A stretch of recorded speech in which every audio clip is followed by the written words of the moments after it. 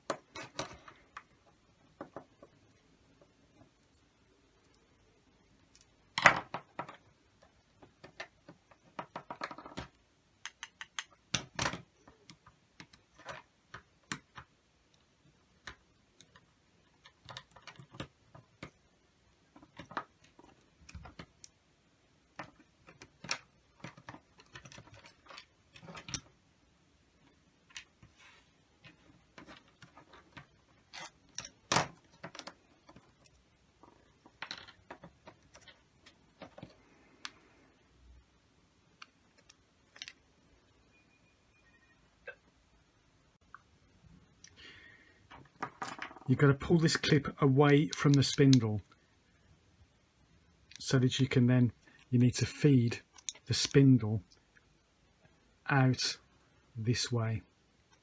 You need to remove this clip altogether from its seating here. It's very tricky. Take your time with it. And there it is. There's your clip, and unfortunately that's going to go back in afterwards.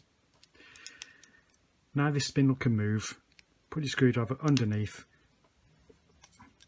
and you want to thread it out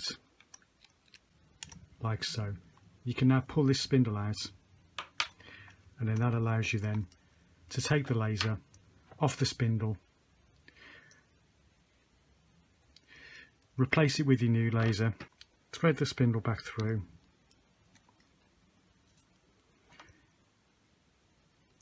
put the laser onto the spindle,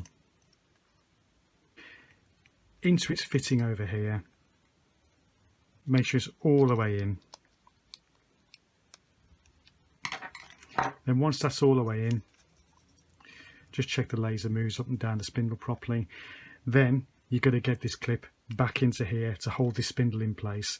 Don't think you can get away without putting that in, because if you don't, this is just going to slide about. So that has got to go back in there, and it's tricky.